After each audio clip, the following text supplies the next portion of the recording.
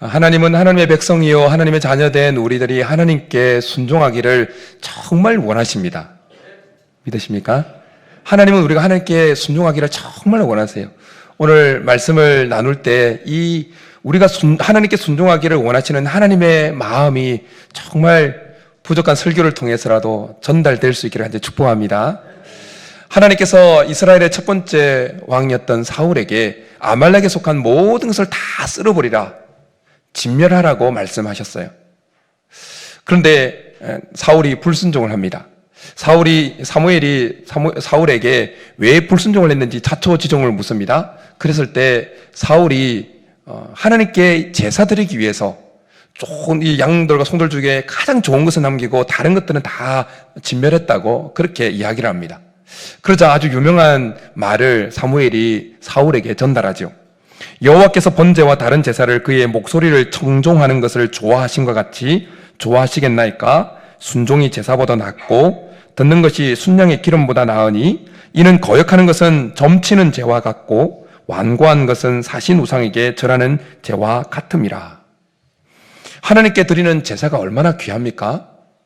하나님께 드리는 예배가 얼마나 귀합니까?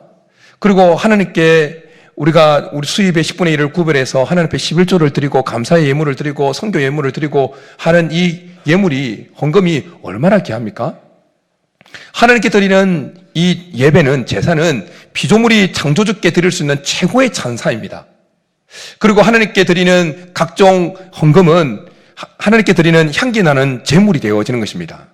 그런데 하나님 뭐라고 말씀합니까? 순종이 뭐보다 낫다? 제사보다 낫다는 거예요. 예배보다 낫다는 거예요. 그리고 듣는 것이, 순종하는 것이 순양보다, 우리가 주님 앞에 드리는 헌금보다 더 좋다고 말씀하시는 겁니다. 그만큼 하나님이 우리가 순종하기를 정말 원하신다는 것입니다. 우리가 하나님의 말씀을 알고 있는 것과 그 알고 있는 말씀을 우리의 삶에서 실천하고 순종하는 것은 완전히 다른 차원입니다. 그런데 많은 그리스도인들이 착각을 합니다. 뭘 착각하냐면 본인이 하나님 말씀을 알고 있는 것이 하나님 말씀에 순종하고 있다고 생각한다는 겁니다.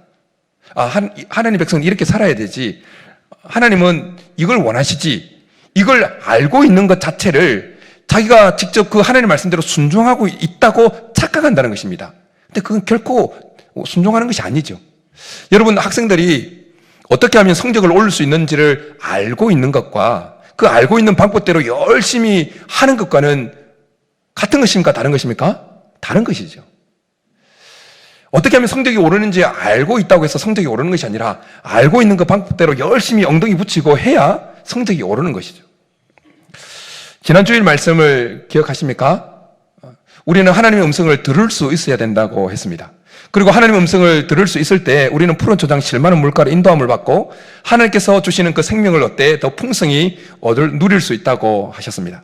그리고 하나님의 음성을 듣기 위해서는 먼저 우리의 마음을 거룩하고 온전하게 유지해야 된다고 했습니다. 기억하시죠? 예. 까먹으셔도 괜찮아요. 그래 제가 또다시 새로운 말씀처럼 전할 수 있으니까. 근데 여러분, 우리가 하나님께 순종하는 것, 하나님 말씀에 순종하는 것은 우리가 하나님의 음성을 들을 수 있는 두 번째 비결이기도 합니다. 양이 목자의 음성을 계속 듣기 위해서는 목자를 계속 따라가야 되는 겁니다.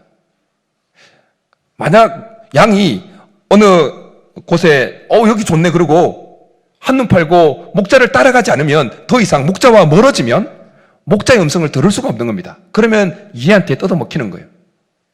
우리가 하나님께서 우리에게 주시는 그 말씀에 순종하는 것은 하나님을 따라가는 겁니다. 그래서 하나님을 따라가게 되어지면 계속해서 하나님의 음성이 들리는 것입니다. 사도행전 5장에 보면 베드로와 사도들이 예수 그리스도의 복음을, 예수님께서 부활하셨다는 사실을 담대하게 증거합니다. 그러다가 그 당시 종교 회의였던 사내들인 공회에 잡혀갑니다. 그리고 협박을 받습니다. 그랬을 때 베드로가 담대하게 성령의 감동하심을 입어서 이렇게 이야기를 합니다.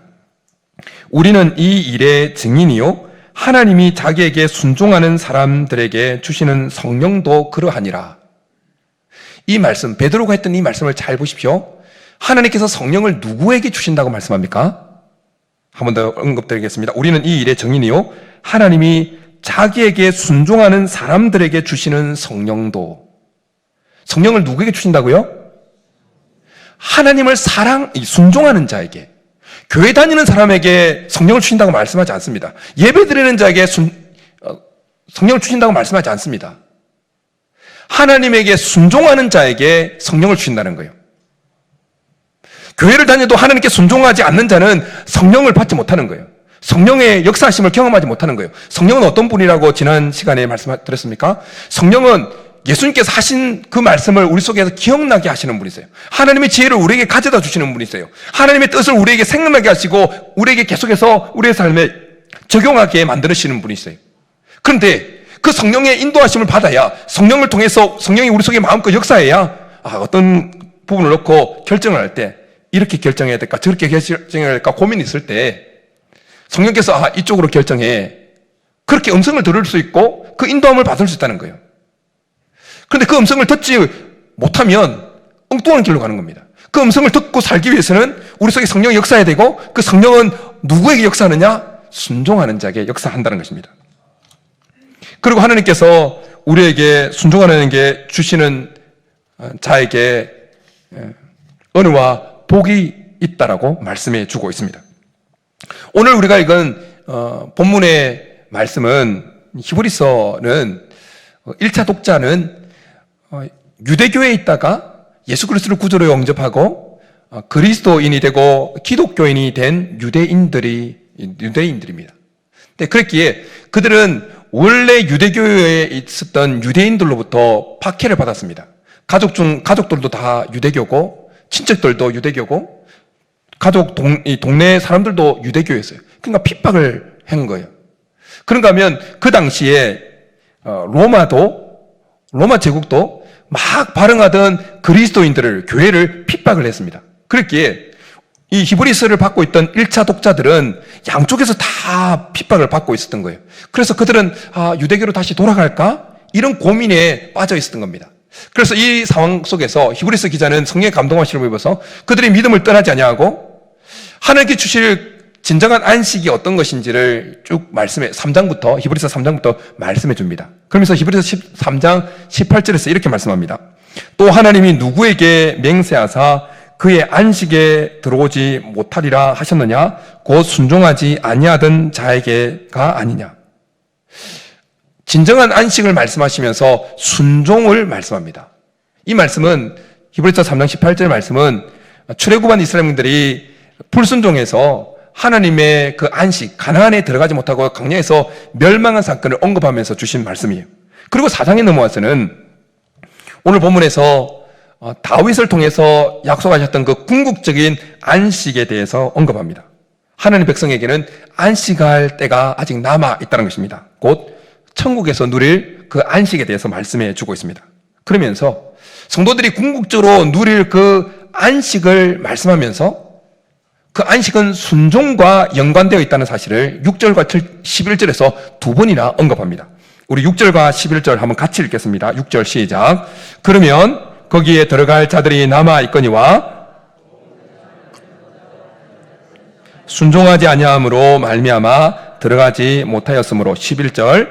그러므로 우리가 저 안식에 들어가기를 힘쓸지니 이는 누구든지 저 순종하지 아니하는 본에 빠지지 않게 하려 함이라. 이 말씀을 통해서 알 수 있는 분명한 사실은 그 천국에 들어가서 안식을 누리는 것과 순종하는 것은 뗄래야 뗄 수 없는 불가분의 관계라는 것이에요. 우리가 이 땅을 살아가는 동안에도 천국의 안식을 하나님께서 순간순간 가끔씩 누리게 하시는데 누리는 그 비결도 순종이라는 것입니다. 순종. 저는 우리 성도님들이 이 땅을 살아가는 동안에 순종함으로 천국의 안식을 이 땅에서도 누릴 수 있기를 축복합니다. 우리는 이 땅을 살아가면서 이 땅에 존재하는 모든 것들은 어떤 대상에게 순종을 하며 살게 되어 있습니다. 나는 아무에게도 순종하지 않고 내 자의적으로 열심히 살아가는데, 그렇게 말하는 사람이라 할지라도 자기 자신에게 순종하고 살아가는 거예요. 자기 자신에게. 어떤 사람은 세상 환경에 순종하며 살고, 어떤 사람은 자기 속에 일어나는 죄에 순종하며 살고, 어떤 사람은 하나님께 순종하고 삽니다. 그런데 성경에 보면 누구에게 순종하든지 그 순종하는 자의 종이 된다고 말씀합니다. 그리고 어떤 사람의 종이, 어떤 존재의 종이 되느냐에 따라서 그 삶의 결말이 완전히 달라집니다. 바울은 로마서 6장에서 이렇게 말씀합니다. 너희 자신을 종으로 내주어 누구에게 순종하든지 그 순종함을 받는 자의 종이 되는 줄을 너희가 알지 못하느냐? 혹은 죄의 종으로 사망에 이르고 혹은 순종의 종으로 의에 이르느니라.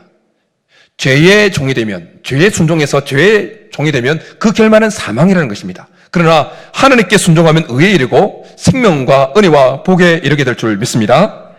그래서 하나님은 성경 여러 곳곳에서 순종하라고 말씀해 주고 있습니다. 그리고 순종할 때 어떤 복과 은혜와 안식이 우리에게 주어질지 말씀해 주고 있습니다. 오늘 어떤 복이 있는지 이 순종에 대한 말씀을 들으면서 우리 마음속에 내가 정말 순종해야 되겠구나 라는 결단이 일어날 수 있기를 간절히 축복합니다. 여러분, 에덴 동산에는 원래 하나님이 천지를 창조하시면서 에덴을 창설하셨을 때 그 안에는 죽음이 있었습니까? 없었습니까? 죽음이 없었어요. 그러니 그 에덴 동산에 살게 되었던 아담과 하와는 하나님께서 금하신 선악을 따먹지 말라는 그 말씀을 금하지만 않았다면, 그 말씀을 끝까지 지켰다면 그들은 죽음을 맛보지 아니하고 에덴 동산에서 영원히 살면서 하나님께 주시는 엄청난 복들을 누렸을 거예요. 그런데 하나님께서 금하신 그 말씀을 불순종함으로 한순간에 모든 것을 다 잃어버렸습니다. 하나님이 이사야 선지자를 통해서 우리가 하나님께 순종할 때 이 땅에서도 어떤 복을 누릴지 이렇게 말씀해 주고 있습니다. 너희가 즐겨 순종하면 땅의 아름다운 소산을 먹을 것이요. 아멘 하는 자에게. 하나님은 우리가 하나님께 순종할 때 천국에 가서 안식을 누리게 할 뿐만 아니라, 그리고 이 땅에서 천국의 안식을 누리게 할 뿐만 아니라 이 땅에 기름진 것도 즐겨 먹도록 하나님께서 풍성히 누리도록 해 주신다는 것입니다. 신명기 28장에 보면 순종하는 자가 어떤 복을 누릴지 아주 길게 말씀해 주고 있습니다. 그 말씀에 보면 우리가 하나님께 순종할 때, 하나님 말씀에 순종할 때 세계 민족 가운데 뛰어나게 해 주신다 말씀합니다. 들어가도 나가도 복을 받게 해 주신다고 말씀합니다. 자녀들이 복을 받고, 집에서 기르는 짐승들이 복을 받고, 강주리와 떡 반죽이 복을 받는다고 말씀합니다. 원수들은 한 길로 왔다가 7길로 도망가는 그런 복을 누리게 해주신다고 말씀합니다. 오늘 예배 참석한 우리 성도님들이 순종해서, 계속 하나님께 순종해서 이런 복을 다 누릴 수 있기를 간절히 축복합니다. 이런 이야기를 한번 들어본 적 있습니까? 이 이야기가 실제 있었는지 지어낸 이야기인지 정확하지는 않습니다. 아무래도 지어낸 이야기 같아요. 임금이 한 신하에게 얼토당토하는 명령을 하나 내립니다. 그것은 뭐냐면, 그 명령은 한 우물을 가리키면서 이 우물물을 다 길어가지고 밑빠진 독을 채우라는 것이었어요. 여러분, 밑빠진 독을 채울 수 있습니까? 채울 수 없습니다. 부어도 다 빠져니까. 그렇지만 그 신하는 임금의 명령인 줄 알고 밤을 나삼아서 밤낮 계속 우물물 퍼서 밑빠진 독에 물을 붓습니다. 물 빠진 독에는 물은 안 차오르고 우물물은 다 바닥에 나버렸어요. 그런데 보니까 우물 맨 밑바닥에 금덩어리가 하나 큰 것이 번쩍거리고 있었습니다. 신하가 금덩어리 들고 와서 왕에게 아뢰입니다. 임금님, 죄송합니다. 용서해 주십시오. 제가 독을 채우지 못했습니다. 그런데 우물을 다 퍼내고 보니까 금덩어리가 하나 나와 있습니다.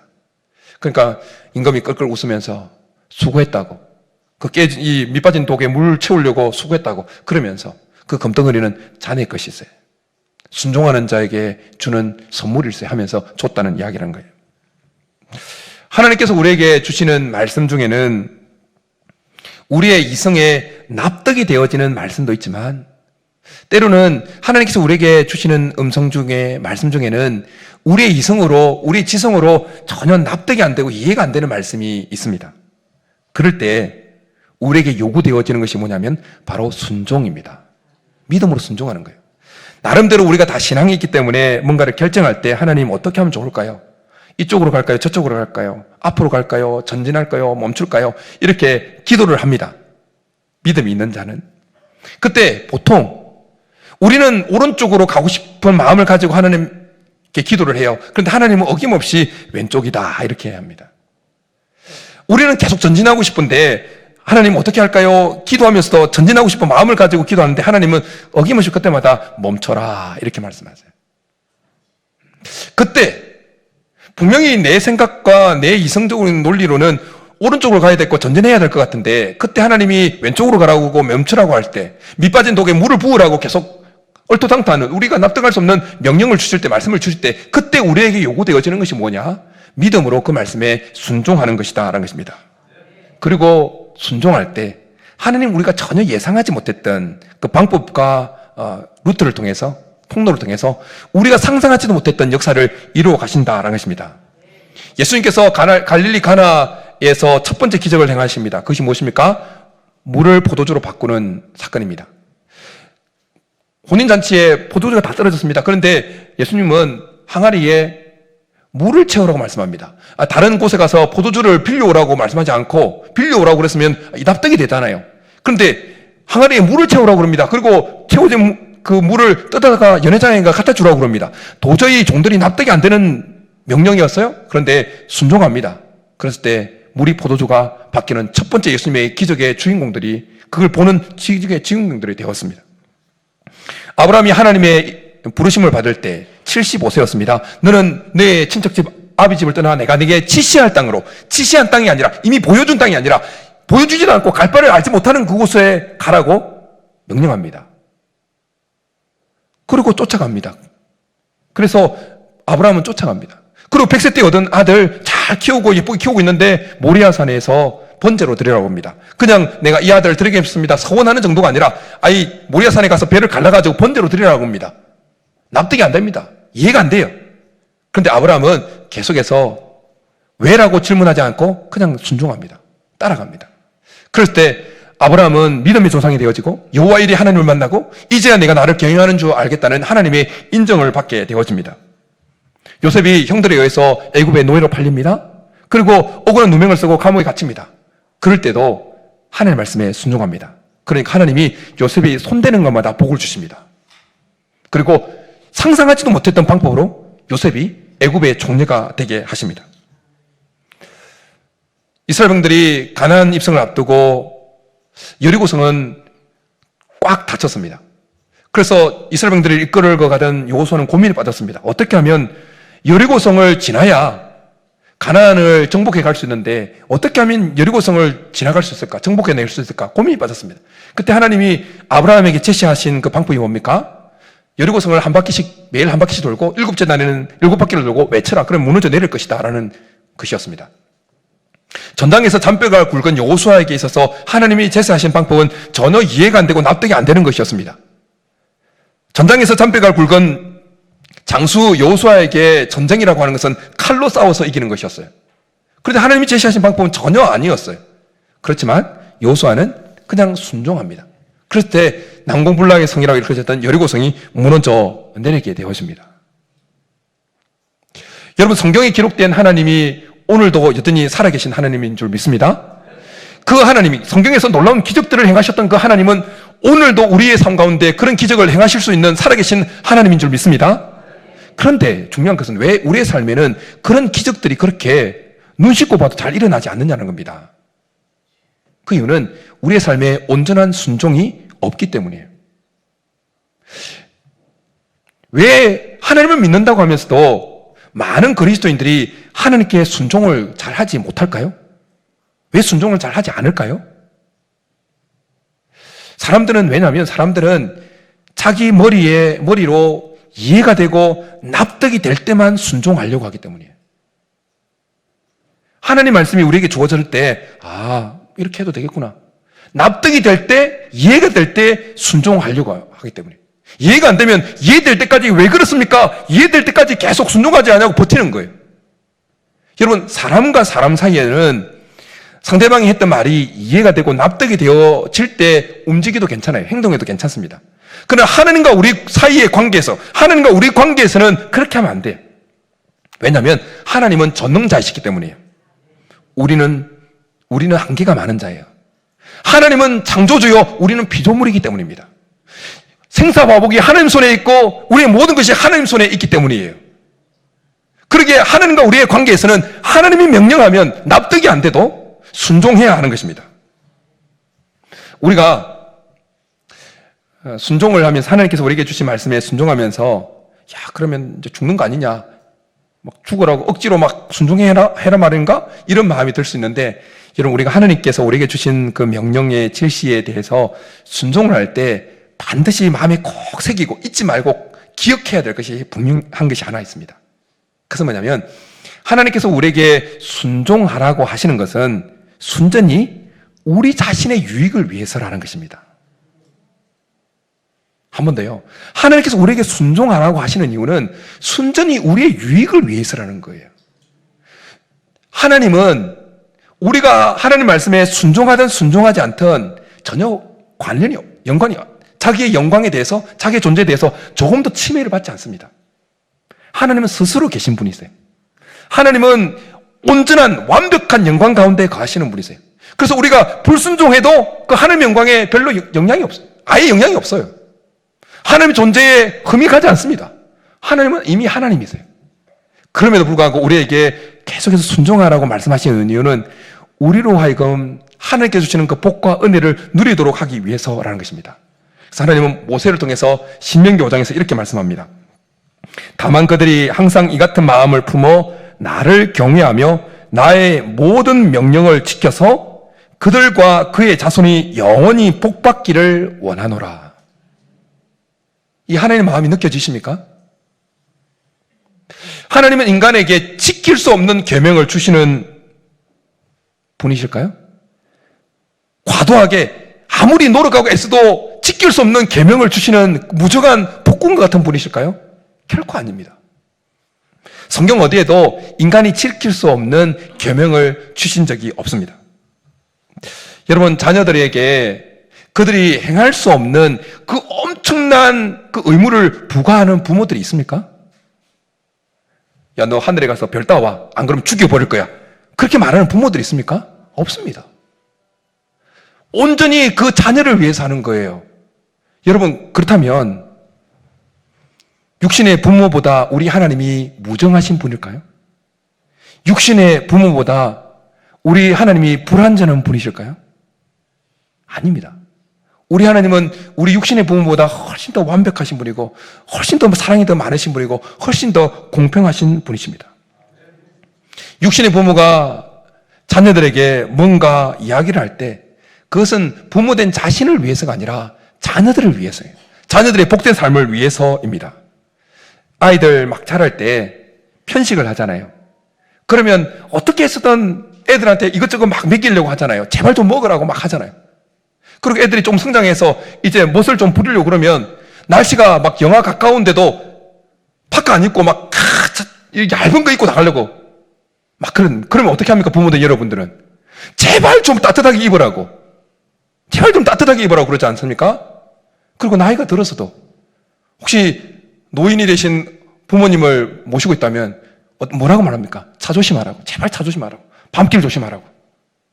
왜 부모들이 자녀에게 나이가 들었는데도 자녀들에게 계속 제발 부모의 말을 들으라고 이야기합니까? 그 부모는 자기를 위해서입니까? 아니에요. 자기 자녀들이 안전하기를 원하고 자녀들이 복된 삶을 살기 원하고 자녀들이 건강하기를 원해서입니다. 자녀들이 영하 가까운 나이가 됐는데도 얇은 옷 입고 나가서 감기 걸려오면 속상한 건 누구입니까? 자기 자녀들입니까? 아니면 부모들이 속상한 거예요. 하나님도 마찬가지예요.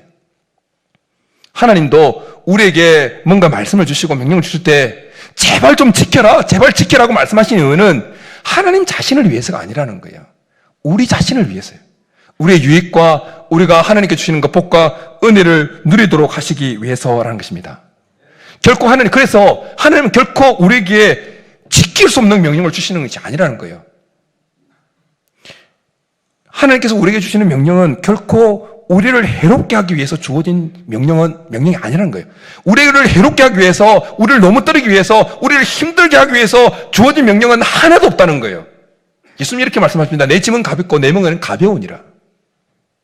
그리고 그 말씀을 순종할 때 하나님은 우리로 하여금 하나님께서 예비하신 복을 누리게 하신다는 것입니다. 여러분, 이스라엘 백성들이 퀴즈 하나 내겠습니다. 이스라엘 백성들이 출애굽한 그 어떤 사건과 그런 역사들을 기록한 성경이 어떤 성경입니까? 예, 출애굽기. 출애굽기. 근데 출애굽기를 잘 보면 이스라엘 백성들이 애굽에서 노예 생활을 할 때 하나님이 그들에게 무엇을 먼저 주셨는지를 잘 봐야 돼요. 그들에게 율법을 먼저 주셨습니까? 아니면 그들을 구출해내는 하나님의 구원의 역사를 먼저 주셨습니까? 야, 니네들이 너에게 주는 율법을 반드시 지켜야 너희 출애굽시켜 줄게. 이렇게 하셨습니까? 아닙니다. 출애굽기가 쭉 19장까지 출애굽기 19장까지 하나님께서 이스라엘 백성들을 구원해내시기 위해서 얼마나 하나님께서 역사하셨는지, 바로를 강포케 만드시고 하나님이 기적을 행하시고 10가지 재앙을 내리시고 6월절 막 엄청난 하나님의 기적을 베푸셔요. 기적을 베푼 것이 출애굽기 19장까지 기록됩니다. 그 전까지는, 그리고 20장에 들어서 이제는 10계명 율법이 주어지면서 여러 가지 율법이 주어져요. 19장 전까지, 20장 전까지 한 번도 율법이 주어지지 않아요. 이것이 무엇을 의미할까요? 하나님께서 이스라엘 백성들에게 율법을 주신 이유가 무엇인지 명확하게 출애굽기 속에서 드러나는 거예요. 하나님께서 이스라엘 백성들을 구원시키기 위해서 율법을 주신 게 아니라는 거예요.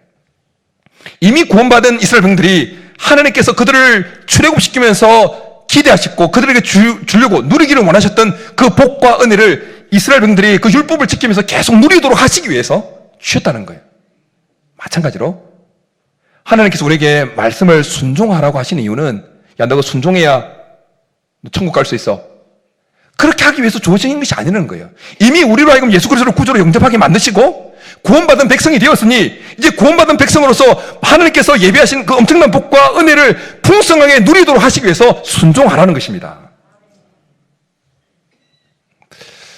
우리 성도님들이 좋아하는 말씀, 여러 말씀들 중에 로마서 8장 28절 말씀이 있습니다. 여러분 혹시 암송하실 수 있습니까? 우리가 알거니와 곧 하나님을 사랑하는 자, 곧 그의 뜻대로 부르심을 입은 자들에게는 모든 것이 합력하여 뭘 이룬다? 선을 이루느니라. 이 말씀 참 좋아하죠. 저도 좋아하는 말씀이에요. 힘들 때마다 모든 것이 합력하여 선을 이루시지. 그래 위로를 받고 힘을 얻고 격려를 받습니다. 그런데 이 말씀을 잘 한 번 더 뜯어보자고요. 하나님이 누구에게 모든 것이 합력하여 선을 이룬다고 말씀하십니까? 교회 다니는 사람에게? 아니요. 누구에게요? 한 번 더요. 우리가 알거니와 곧 하나님을 사랑하는 자에게 모든 것이 합력하여 선을 이루느니라. 예배를 드리는 자에게? 아니요. 하나님을 사랑하는 자에게. 아무나에게 하나님이 모든 것이 합력하여 선을 이루는 역사를 펼쳐시는 것은 아니라는 거예요. 하나님을 사랑하는 자에게. 하나님이 사랑하는 자가 아니라 하나님을 사랑하는 자예요. 하나님 우리 모두를 다 사랑하시지요. 그런데 합력하여 선을 이루는 그 역사는 하나님이 사랑하는 자가 아니라 하나님을 사랑하는 자예요. 그러면 하나님을 사랑하는 자는 자기가 하나님을 사랑한다는 것을 어떻게 드러낼 수 있을까요? 하나님이 무엇을 보시고, 야, 저 목사가 나를 사랑하네? 그렇게 하나님이 판별을 하실까요? 순종하는 것을 통해서요.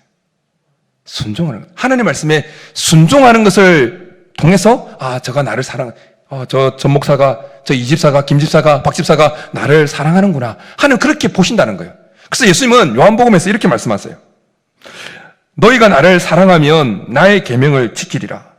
또 이렇게 말씀합니다. 나의 계명을 가지고 지키는 자라야 나를 사랑하는 자니.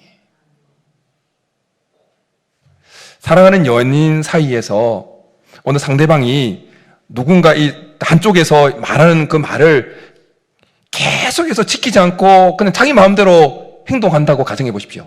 그러면 그 상대방이 너를 사랑해라고 하는 그 말에 대해서 의구심을 가지지 않겠습니까? 정말 나를 사랑하는 거 맞아?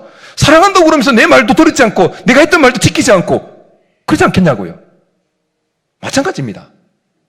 우리가 하나님을 사랑한다고 찬송가에 가서 고백처럼 하나님 사랑한다고 고백하지만 실제 우리의 삶에서 하나님 말씀대로 순종하지 않을 때 저 고백 정말인가? 하나님의 의구심을 품는다는 거예요. 우리의 롤 모델인 예수님은 어떻게 자기가 본인이 하나님의 사랑 안에 거하는지, 하나님 품 안에 거하는지 이렇게 말씀해 주고 있습니다. 내가 아버지의 계명을 지켜 그의 사랑 안에 거하는 것 같이 너희도 내 계명을 지키면 내 사랑 안에 거하리라. 또 이렇게 말씀합니다. 나를 보내시니가 나와 함께 하시도다. 내가 항상 그의 기뻐하는 일을 행함으로 나를 혼자 두지 아니하셨느니라. 우리가 하나님 말씀에 순종할 때 하나님은 우리를 보시고 저가 나를 사랑하는구나 그렇게 인정하시고는 우리를 혼자 두지 않을 것입니다. 우리와 함께 하시면서 모든 것이 합력하여 선을 이루시는 그 하나님 놀라운 기적을 우리의 삶 가운데 펼쳐 보여주실 것입니다. 이번 한 주 우리가 살아가면서 하나님께서 우리에게 주시는 명령과 그 지시와 말씀이 혹 우리의 이성에, 우리의 지성에 납득이 안 되고 이해가 안 된다 할지라도 순종할 수 있기를 축복합니다. 그 하나님께서 우리에게 순종하라고 하시는 그 이유가 하나님 자신을 위해서가 아니라 우리의 유익을 위해서라는 사실을 반드시 기억하면서 납득이 안 되고 이해가 안 돼도 순종할 수 있기를 축복합니다. 그래서 하나님을 사랑한다라고 하나님부터 평가를 받고 그래서 하나님께서 사랑하는 자에게 모든 것이 합력하여 선을 이루어 주시는 그 선, 합력하여 선을 이루시는 하나님 놀라운 은혜를 이번 한 주도 풍성히 경험하는 여러분이 될 수 있기를 주님으로 축복합니다. 이 시간 우리 말씀 생각하면서 하나님 제가 어디 가든지 순종하겠습니다 라고 말씀 생각하면서 결단하면서 이 찬양 드리며 나가겠습니다. 우리 1절만 3번 찬양하겠습니다.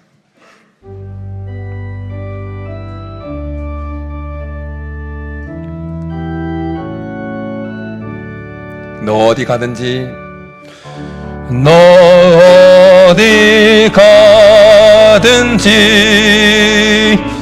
순종하라.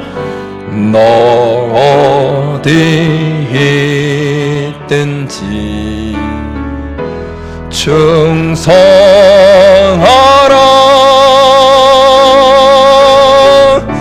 주 너의 하나님 왕 되신 주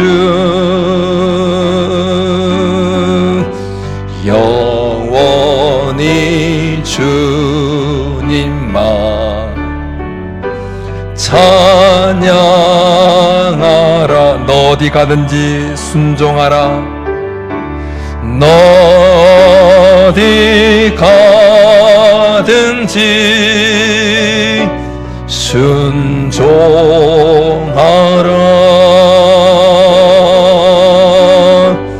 너 어디 있든지 충성하라. 주 너의 하나님 왕 되신 주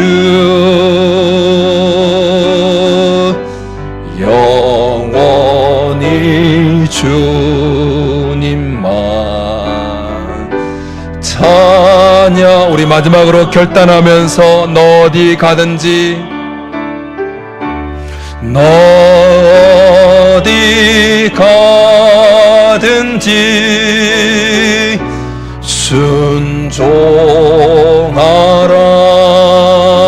순종하라. 너 어디 있든지 충성하라. 주 너의 하나님 왕 되신 주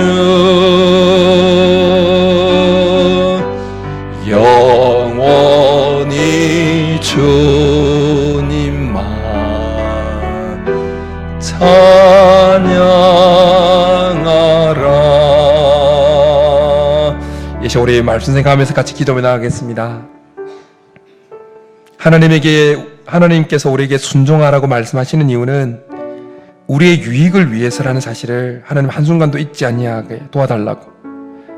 그래서 우리에게 주시는 그 말씀이 우리의 이성으로, 우리의 지성으로 납득이 안 되고 이해가 안 된다 할지라도 하나님 순종해서 하나님께서 우리에게 주시고자 하는 그 엄청난 복을, 은혜를 하나님을 사랑하는 자로 인정받고, 그래서 모든 것이 합력하여 선을 이루어 가시는 하나님의 일하심을 이번 한 주도 경험하는 복된 한 주 되게 도와달라고 우리 말씀 생각하면서 주여 한번 부르기도 나가겠습니다.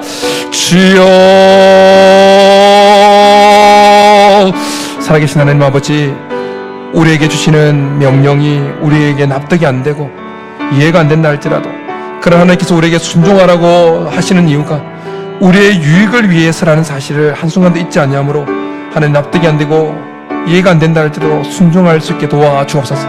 그래서 하나님 순종함으로, 하나님 말씀에 순종함으로 우리가 하나님이 보실 때 하나님을 사랑하는 자로 평가받게 하시고, 그래서 하나님 모든 것이 하나님을 사랑하는 자, 그 뜻대로 부르심을 입은 자들에게는 모든 것이 합력하여 선을 이루시는 그 하나님의 놀라운 역사를 이번 한 주도 경험하게 도와주옵소서. 하나님께 순종함으로, 하나님의 말씀에 순종함으로 하나님께서 우리를 순종케 하시면서, 우리에게 순종하라고 하시면서 예비해 놓으신 그 엄청난 복을 이번 한 주도 우리의 성도들 삶의 현장에서 마음껏 누릴 수 있도록 주께서 도와주옵소서.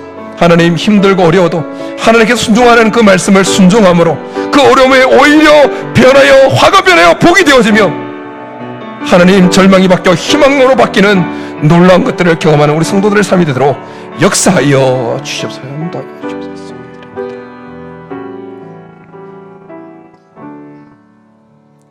하나님, 우리를 사랑하셔서 우리에게 좋은 것을 주고 싶으셔서 우리의 유익을 위해서 순종하라고 말씀하시는 하나님, 우리에게 주어지는 말씀이 때로는 우리에게 무겁게 느껴지고 우리가 이해가 안 되고 납득이 안 되는 말씀이 있다 할지라도 그 말씀이 우리의 유익을 위해서 주어진 것이라는 사실을 항상 기억해서 순종할 수 있게 도와주옵소서. 그래서 우리가 하나님 앞에 하나님을 사랑하는 자로 드러나게 하여 주옵소서. 그래서 하나님을 사랑하는 자에게 모든 것이 합력하여 선을 이루어 주시는 그 하나님의 놀라운 섭리가 이번 한 주도 우리 모든 성도들의 삶에 넘치게 도와주시옵소서. 우리에게 순종하라고 하시면서 예배해 놓으신 그 은혜와 복을 이번 한 주 납득이 안 되고 이해가 안 되는 상황 속에서도 하나님께 순종함으로 그 예배하신 그 복을 풍성히 누리는 우리 성도들의 한 주간의 삶이 되도록 역사하여 주옵소서. 그렇게 주시기를 간절히 바라고 나오며 예수님의 이름으로 축복하며 기도드립니다. 아멘.